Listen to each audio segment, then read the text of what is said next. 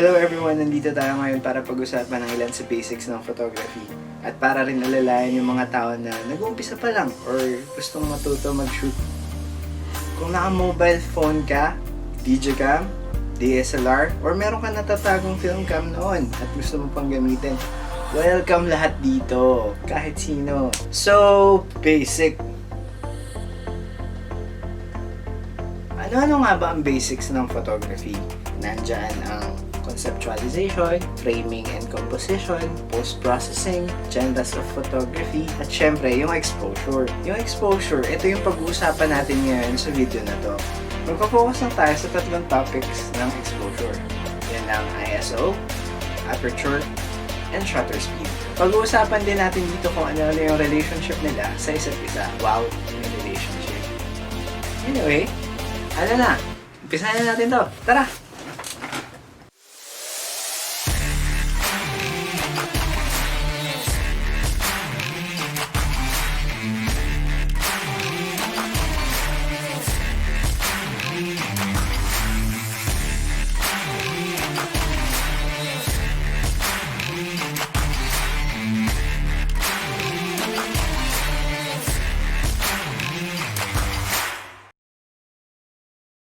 Hi guys! So ang una natin pag-uusapan ngayon ay tungkol sa ISO. Ano nga ba ang ISO? At anong ginagawa nito? Ang ISO, ito yung nagko-control ng light sensitivity na pumapasok sa sensor mo. Medyo madali lang tandaan kung paano yun gumagana kasi the higher the number ng ISO, the brighter. Mas mababa ang number ng ISO mo, mas less yung pinapayagan mong pumasok na ilaw sa sensor mo. Ganun yung konsepto ng ISO. Mas mataas na number, mas maliwanag. Mas mababang number, mas madilim. Pero may pros and cons din ang paggamit ng ISO. Mas mataas kasi yung binibigay mo na value sa ISO, mas nagiging grainy yung litrato mo. Pero ako personally, prefer ko na medyo noisy na yung litrato kaysa blurred para mas ma-preserve ko pa rin yung moment na gusto ko. Nagsasite tayo ng ilang example. Itong litrato na to, papakita ko sa inyo yung normal exposure niya na sakto lang yung ISO mo. Nasa 400. Diba? Wala masyadong noise. Try naman natin i-pump up to ng mga nasa 3,200. Unti-unti na nagiging noticeable yung noise. Paano pa pag pinaabot natin to ng 12,800? And mas kitang-kita na yung noise. Pero na-achieve mo yung gusto mong habuling ilaw kahit pa paano. Lalo ngayon, yung mga modern cameras ngayon, mas nagiging maganda na yung paglinis nila sa noise compare noon. Ako, itong gamit ko, 60D. Sobrang grainy na nito pag tungtong niya ng 6,400. Ayun, yun lang ang coverage ng ISO. Lipat tayo sa next topic. Okay guys, second topic tayo ngayon, ang aperture. Ito yung nagko-control ng amount of light na pumapasok sa lens mo. The lower the number of f-stop, the brighter it will be. Kasi mas mababa ang number, mas malaki ang opening ng aperture. Tapos, mas mataas yung number ng aperture mo, mas dumidilim kasi mas lumiliit yung butas. Hindi lahat ng lenses ay pare-parehas. May iba na nasa f3.5 lang, f4, mayroon din namang f1.8 at iba pa. Depende sa purpose or sa pinagkagamitan. Aperture din ang nagko-control sa depth of field mo. Ano ba ang depth of field? Yun yung lalim ng blur mo sa subject na fina-focus mo. Pag mas mababa ang number ng f-stop mo, mas malalim ang depth of field mo. Ako ngayon, yung nagiging out of focus at nakafocus tayo ngayon sa kamay ko. Yun yung background blur. Siya yung responsible doon para mag-control na. Pag naman mas mataas ang number ng aperture mo, mas lumalawak ang focus field mo. Okay yun gawin kung group picture, architectural, landscapes, para ma-sharp yung details ng paligid mo. Remember guys, the lower the number sa aperture, the brighter. Kasi mas malaki yung butas na nagagawa. Third topic tayo guys, ang shutter speed. Shutter speed yung responsible kung gaano katagal o kabilis sumasarado ang shutter mo. Mas mabilis sumasarado ang shutter mo, mas madilim. Mas matagal naman to na nakabukas, mas maliwanag. Kung makikita nyo dito, 1:8,000. mas mataas yung number nito, mas mabilis. So, kung gusto mong bagalan, yan, 1:400, 1:300. Pag nag-move ka pa further, magiging seconds na yan. Ganun ang katagal yung exposure mo. Ito ang tunog ng 1 second. Halimbawa, gusto mo mag-shoot ng ibon. Gusto mong makuhanan yung pakpak niya na naka-steady. Yung pakpak na naka-steady. Kailangan natin bilisan yung shutter speed para magawa yun. Ito yung isang example. Makikita dito na yung pakpak ng ibon talagang napahinto. Ang speed ng shutter nito ay nasa 1:6,400. Kung gusto mo naman na magmukhang salamin yung tubig, kung gusto mo yung ulap para bang gumagalaw papunta sa'yo, free-flowing images, doon natin babagalan ang shutter speed. Kasi mas mabagal yung shutter speed mo, mas na-express mo yung movement. Ingat lang din dahil baka mag-blur yung litrato mo kasi masyadong mabagal yung shutter speed mo sa kaya ng kamay mong i-handheld. Depende kung gaano ka kagaling mag-handle.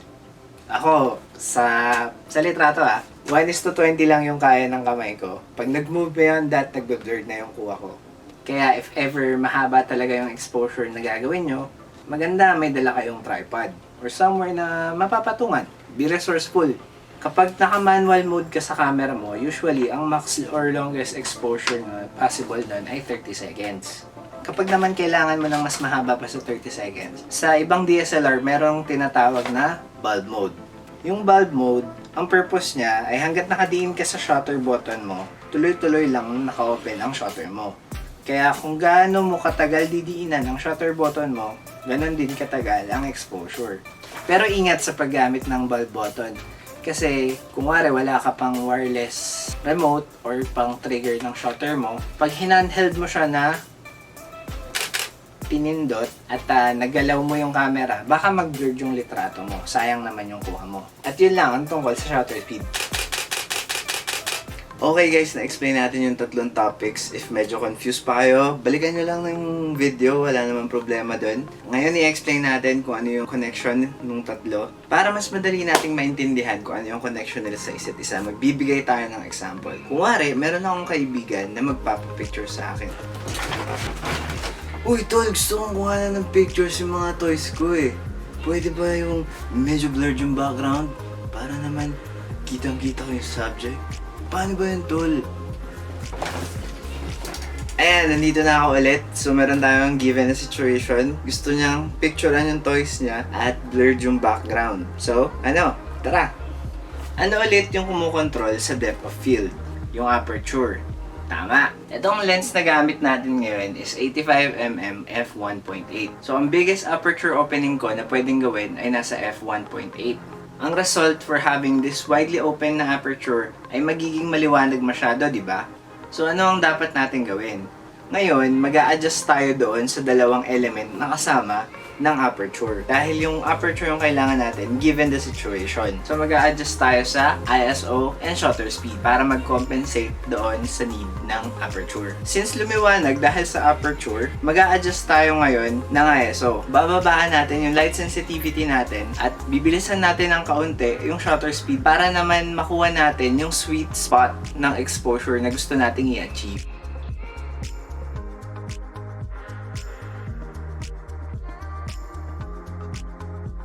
Ngayon naman, gusto mo kuhanan ng group photo yung toys mo. Tataasan natin ng kaunti yung aperture. Siyempre, gusto natin mas maraming details nakita. Ang mangyayari, didilim, di ba? Mag-a-adjust ulit tayo sa ISO and shutter speed.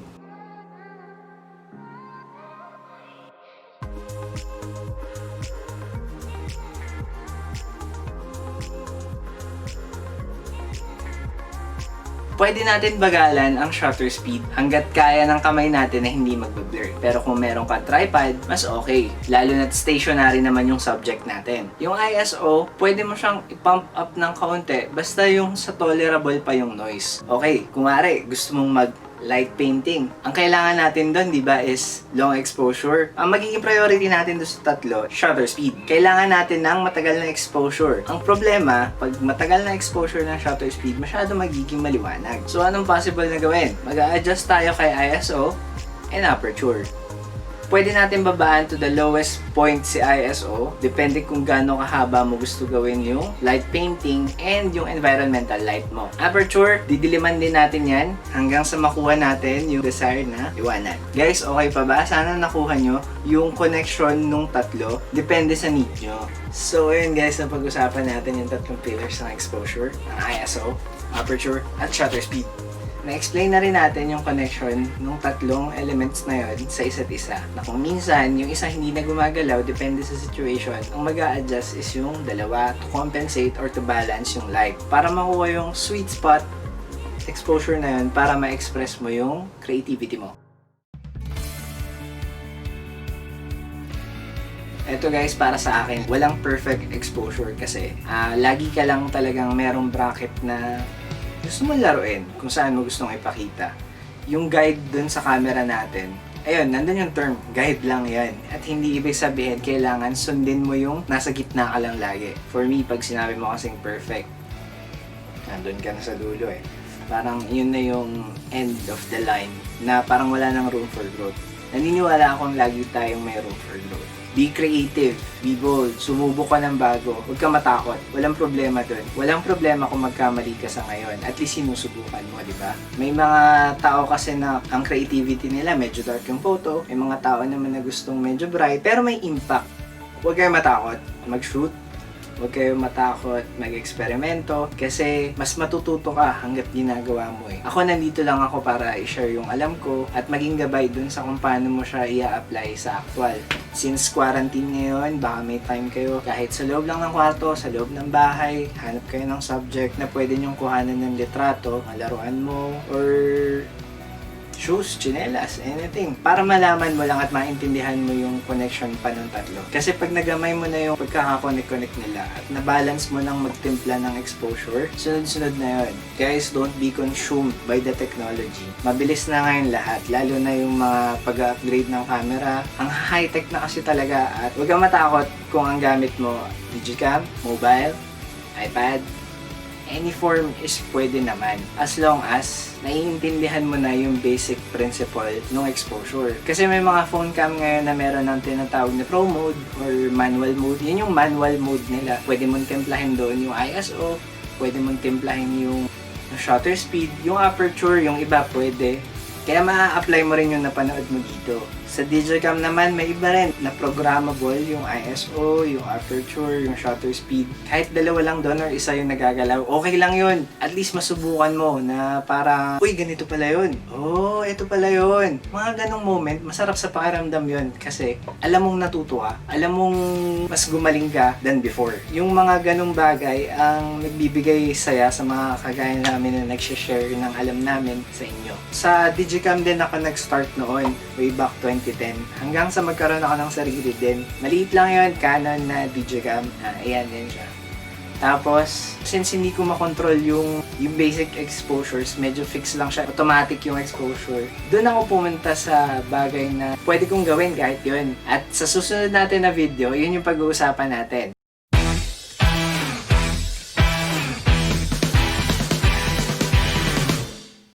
Yung composition. Dati akong nandyan din sa position nyo. Nanonood ng video, gustong matuto, inaalam kung paano gawin yung mga simpleng bagay na magagawa sa pagkuha ng litrato. Sana marami kayo natutunan sa video na to kasi ako nag-enjoy akong magbahagi ng alam ko. Sana magsama-sama pa rin tayo sa susunod na video. Hit like button kung nagustuhan mo. Subscribe ka para magkasama pa rin tayo. Guys, sobrang salamat dahil tinapos nyo yung video. Hanggang sa susunod ulit. Sama-sama ulit tayo.